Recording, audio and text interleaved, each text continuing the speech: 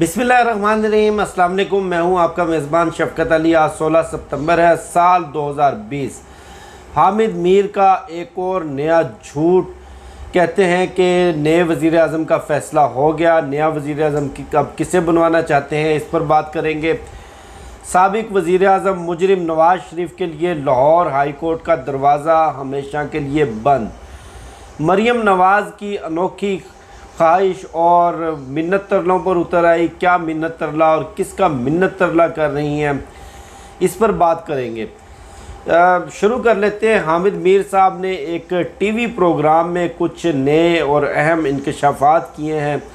इंकशाफात तो नहीं, ये मैं तो मजाक ही कहूँगा। और ये हमारे नाम निहाद सीनियर सहाफ़ी जिस रविश पर चल पड़े हैं, जिस तरह से आले शरीफ के शरीफ ख़ानदान के कसीदा गोई करने में मसरूफ़ हैं, वाज़े तौर पर ये सहाफ़त और अपनी सीनियरिटी को बदनाम कर रहे हैं। इससे कबल सुहेल वड़ाई साहब एक कॉलम लिख चुके हैं कि मियाँ मोहम्मद नवाज़ शरीफ इंतहाई कुसुमपुरसी और गुर्बत का शिकार हैं और वो घर में उनको सोने की जगह भी नहीं मिलती। लंदन के फ्लैट्स में वो ज़मीन पर मैट्रेस डालकर सोते हैं।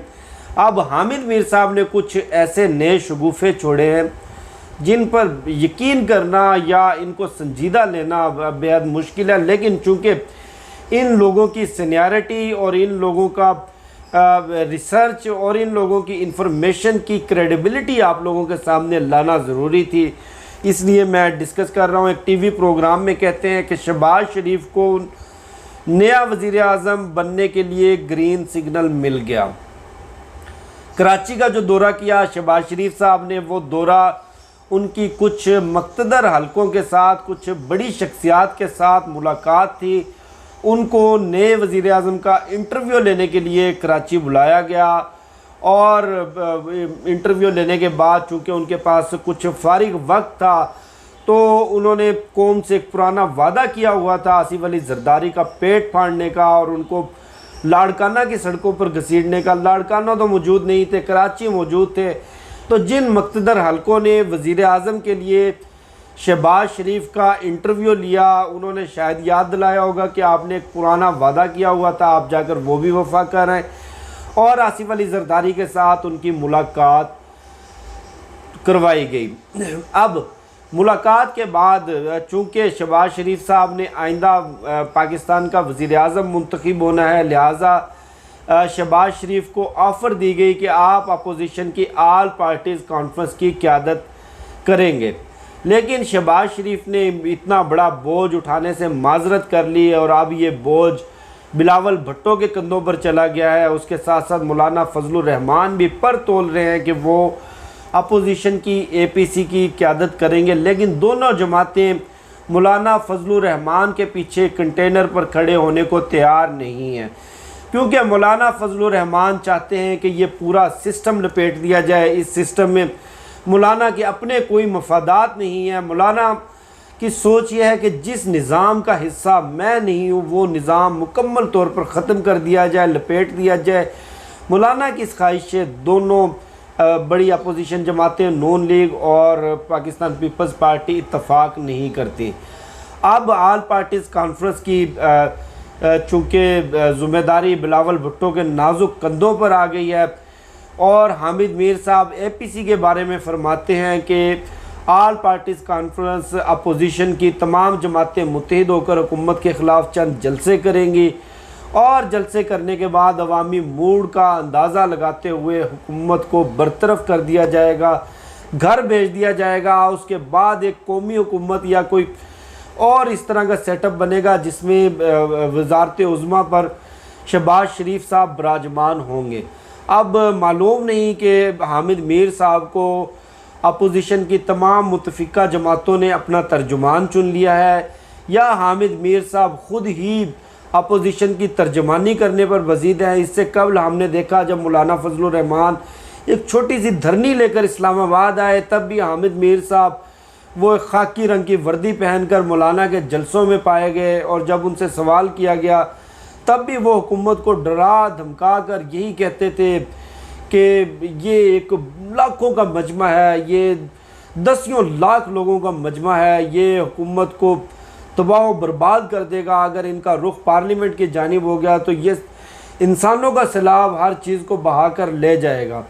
इंसानों का सैलाब डी चौक या पार्लियामेंट के बाहर तो ना पहुंचा, वो अपनी धरनी समेट कर वापस रवाना हो गए। अब देखना यह है कि अपोजिशन की ऑल पार्टीज़ कॉन्फ्रेंस क्या तीर मारती है।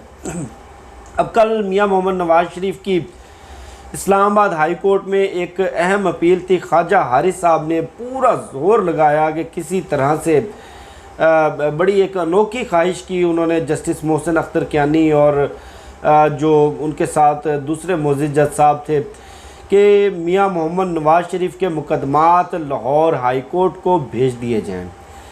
मंतक ये दी कि लाहौर हाई कोर्ट ने मियां साहब को 8 हफ्तों की ज़मानत पर बाहर जाने की इजाज़त दी थी, उनका नाम ECL से निकलवाया था और हम मियां मोहम्मद नवाज शरीफ की तमाम medical reports Lahore high court के साथ शेयर कर रहे हैं।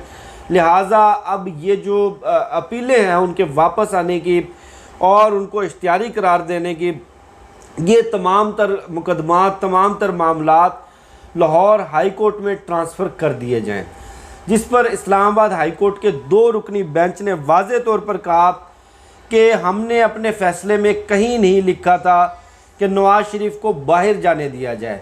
नवाज़ शरीफ को इलाज के लिए ज़मानत हमने दी थी और ये ज़मानत मशरूत थी, गैर मशरूत ज़मानत नहीं थी। इन नैब ने लाहौर हाई कोर्ट को नहीं बताया कि ये मशरूत ज़मानत है और लाहौर हाई कोर्ट ने उनको बाहर जाने की इजाज़त दी, उनका नाम ECL से बाहर निकालने की इजाज़त दी।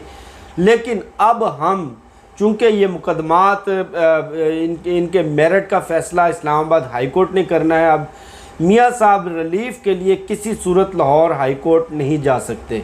यानी कि रिलीफ़ का एक बड़ा दर उनके लिए बंद कर दिया गया, एक बड़ा दरवाज़ा जहां से हमेशा उनको मुश्किल वक्त में सहारा मिलता था, मुश्किल वक्त में रिलीफ़ मिलता था। अब मरियम नवाज़ की अपने वालिद के हवाले से जैसे ही लाहौर हाई कोर्ट का दरवाज़ा बंद हुआ है, मरियम नवाज़ की परेशानी अरूज पर पहुँच गई। क्यों अरूज पर पहुँच गई? कि उनको मालूम था कि यहाँ पर तो हमारे अपने लगाए हुए बंदे हैं, अपने लगाए हुए वकला हैं, यहाँ तो हमने 30 साल हुक्मरानी की है, हमारा अपना शहर है, किसी न किसी तरह सिफारिश करवा लेंगे, इन्फ्लुएंस कर लेंगे। लेकिन इस्लामाबाद हाई कोर्ट में ये काम थोड़ा सा मुश्किल नज़र आता है।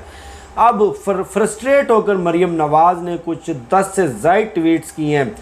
एक बड़ी अनोखी ख्वाहिश का इजहार किया कि चूँकि फ़ैसला देने वाले जज साहब बरतरफ हो गए हैं, लिहाजा मेरे वालिद मियां मोहम्मद नवाज शरीफ को पाकिस्तान वापस आने और अदालत के सामने सरेंडर करने का हुक्म भी वापस लिया जाए। आप अंदाज़ा करें इनकी मासूमियत का, इनकी अनोखी ख्वाहिशों का कि जज साहब को बरतरफ किया गया मुलजिम पार्टी से मुलाकात के इल्ज़ाम में और मिसकंडक्ट में। मुलजिम पार्टी से जज साहब ने मुलाकात किस वजह से की?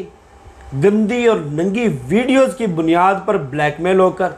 गंदी और नंगी वीडियोस किसने बनाई? मरियम नवाज़ ने बनवाई। ब्लैकमेल किसने किया? मरियम नवाज़ ने किया। अब मासूमियत देखें, बजाय ये कि मैंने जो घिनौना जुर्म, जो एक इंतहाई घटिया काम सर अंजाम दिया है, उसका ट्रायल फेस करने के, उसके जो झूठ और सच सामने लाने के, बड़ी मासूमियत से ब्लैकमेल भी खुद करना, गंदी और नंगी वीडियोस भी खुद बनाना, फिर इंतहाई मासूमियत से ये कहना कि चूँकि जज साहब तो बरतरफ हो गए हैं, जज साहब तो मिसकंडक्ट हमारी वजह से, हमने मजबूर किया तो उनको मिसकंडक्ट करने के लिए, लिहाजा वालिद नवाज शरीफ को पाकिस्तान वापस लाने और अदालतों के सामने सरेंडर करने का हुक्म वापस लिया जाए। आप अंदाज़ा करें, कोई गरीब शख्स होता, कोई गरीब पाकिस्तानी होता। मैं एक और दिलचस्प बात बताऊं, मियां मोहम्मद नवाज शरीफ पाकिस्तान की तारीख के अनोखे और सबसे पहले मुजरिम है जिनको सज़ा होने के बावजूद पाकिस्तान से बाहर इलाज करवाने की सहूलत दी गई। इससे कबल मुझे बताएं कितने गरीब और मस्कीन पाकिस्तानियों को ये सहूलत दी गई। लोग सिसक सिसक के तड़प तड़प के जेलों में मर जाते हैं, उनको एक पैनाडोल की गोली नहीं मिलती।